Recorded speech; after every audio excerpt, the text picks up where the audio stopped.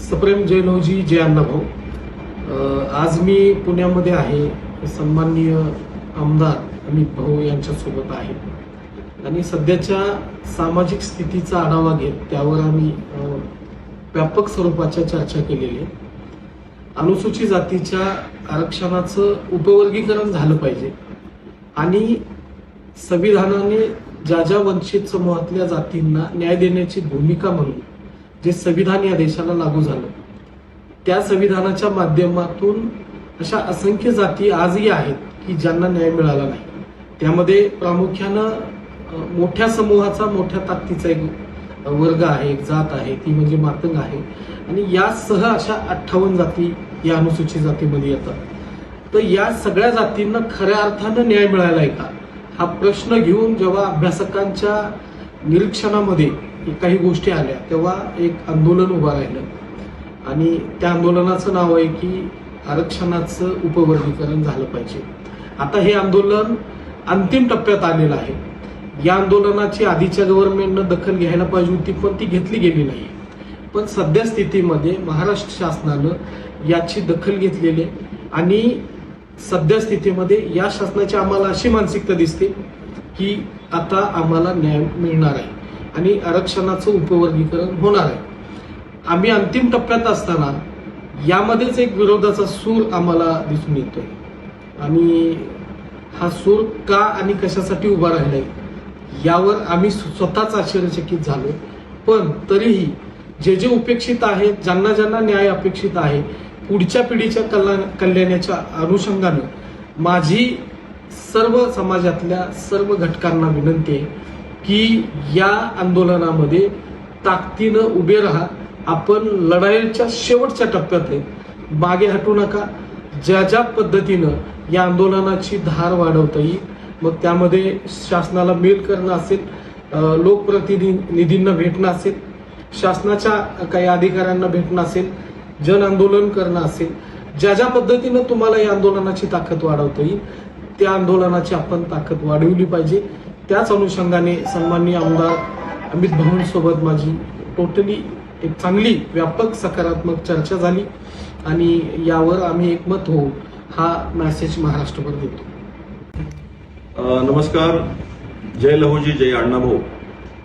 आज खऱ्या अर्थानं संपूर्ण महाराष्ट्रामध्ये 1 ऑगस्ट 2024च्या सुप्रीम कोर्टाच्या अनुषंगानं या सरकारच्या माध्यमातून आरक्षणाचं उपवर्गीकरण व्हावं यासाठी जो प्रयत्न चालू आहे आणि त्याच निमित्तानं आज संपूर्ण महाराष्ट्रावर माननीय साहित्यरत्न लोकशाहीर अण्णाभाऊ साठे यांचे नातू आमचे मित्र माननीय सचिन भाऊ साठे फिरतायत आणि आज त्याच निमित्तानं त्यांनी पुण्यात येऊन या ठिकाणी माझी ही भेट घेतली आणि या ठिकाणी आमची एकदम सकारात्मक चर्चा झाली.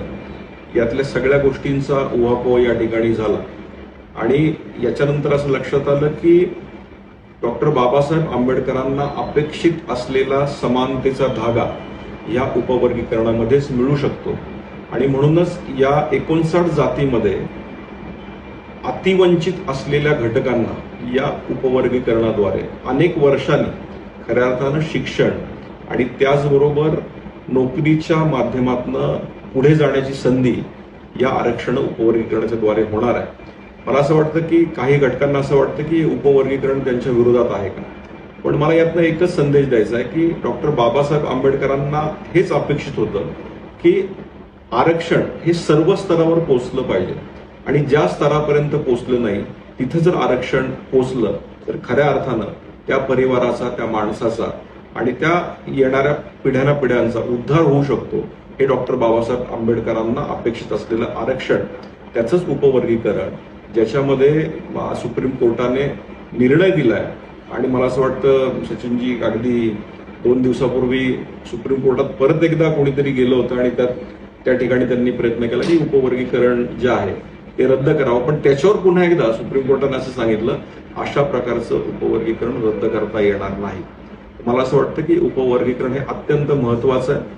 ज्यांचा याला विरोध आहे त्यांनी यामध्ये पुन्हा एकदा व्यवस्थित अभ्यास करावा आणि ज्या आपल्या दीनदलित गरीब बांधवांना यातनं मदत होणार आहे त्या मदतीच्या अपेक्षेच्या भावनानं आपण त्याकडे पाहिलं पाहिजे.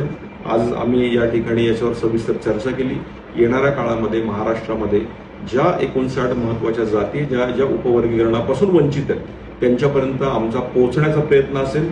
ज्यांनी माननीय सचिनजींचा आणि माझा आवाज ज्यांच्यापर्यंत पोहोचतोय त्या सर्वांना आम्ही विनंती करतोय की आपण 30 तारखेपर्यंत जो मेल शासनाने दिलेला आहे त्या मेलवर आपण एक मेल खरं पाठवावा.